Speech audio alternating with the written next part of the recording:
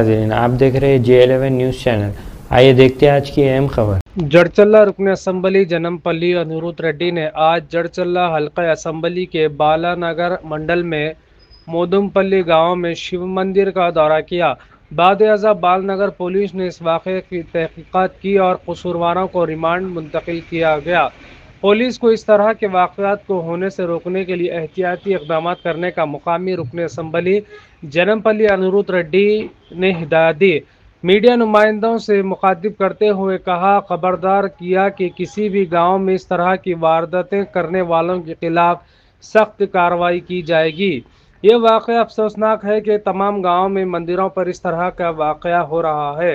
उन्होंने कहा कि इस वाक़े के ज़िम्मेदारों के खिलाफ सख्त कार्रवाई की जाएगी और कहा कि गुज़श्ता इलेक्शन में किए गए वादे के मुताबिक वो आपके गाँव में मंदिर की तामीर के लिए 5 लाख की माली इमदाद करेंगे।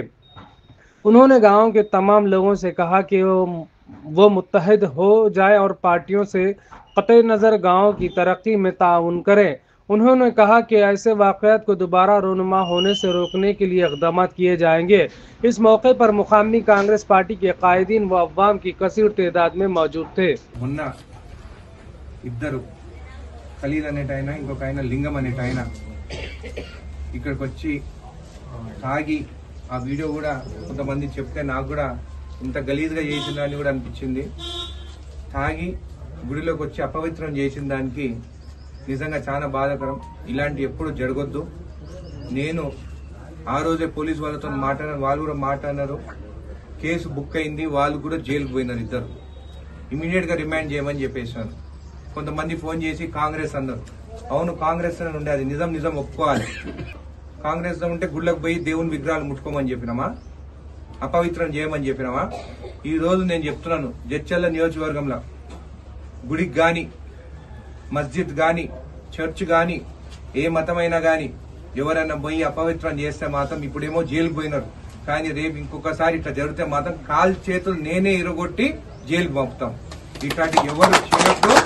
ఇది లాస్ట్ వార్నింగ్ జడ్చర్లలో అని చెప్పి కూడా మీకు తెలియజేస్తాను। నేను కూడా ఎందుకంటే ఈ గుడిని చూసిన తర్వాత అప్పుడు ఎలక్షన్స్ అప్పుడు కూడా చెప్పినాను, మీకు 5 లక్షల రూపాయలు ఇస్తా అని చెప్పినాను। 5 లక్షల రూపాయలు వెంటనే ఇస్తాను, మీరు పనులు స్టార్ట్ చేసి గుడి కంప్లీట్ చేసుకొని ఈ గుడి కాడికి వచ్చేటప్పుడు మాత్రము ఏ పార్టీలు అనేది చూడకండి, అందరు ఐకమత్యంగా అందరు కలిసి, ఏ పార్టీ అయినా కానీ మీరు అందరు కలిసి గుడి బాగుండాలి, ప్రజలు బాగుండాలి, మనం అందరం బాగుండాలి। కాబట్టి అందరం కలిసి గుడిని తొందరనే కంప్లీట్ చేసుకోండి। నా తరఫున ఈ గ్రామానికి 5 లక్షల రూపాయలు ఆ రోజు ఇస్తానని ఖచ్చితంగా నేను ఇస్తాను। ఈ అంతటికి కారణం నేను ముందు నుంచి మొత్తుకుంటున్నాను, కానీ మనోళ్ళే కొంతమంది ఒప్పుకుంటలేరు। గ్రామాలల్లా ఈ మద్యము ఇట్లా సరఫరా అవుతున్నాను కాబట్టి తాగి ఇలాంటి పనులు చేస్తున్నారు। బెల్ట్ షాపులు బంద్ చేయండి అని చెప్పి నేను చెప్తానే ఉన్నాను, కానీ గ్రామస్తులే కొంతమంది మీరు బంద్ చేస్తే ఎట్లా అని చెప్పేసి ఉల్టా అయి కావాలని చెప్పి నడిపించుకుంటున్నారు। అది మీకే వదిలేస్తున్నాను। నేను మాత్రం ఇప్పటికీ అదే మాట మీద ఉన్నాను, మద్యం మాత్రం అమ్మొద్దు, బెల్ట్ షాపులు ఉండొద్దు అని చెప్పేసి నేను చెప్తున్నాను, కానీ మీరు మాత్రం కొంతమంది ఉండాలని చెప్పేసి మళ్ళీ కావాలని 10 రూపాయలు 20 రూపాయలు పెంచుకొని ఊళ్ళలో అమ్ముతున్నారు। ఇది మంచిది కాదు, అది మీ గ్రామాలకే వదిలేస్తున్నాను। ఏ గ్రామంలో మద్యం అమ్మొద్దో మీరే ఆపేయండి, మీ చేతిలోనే ఉన్నది। हमारे चैनल को लाइक कीजिए, सब्सक्राइब कीजिए, शेयर करना ना भूलें।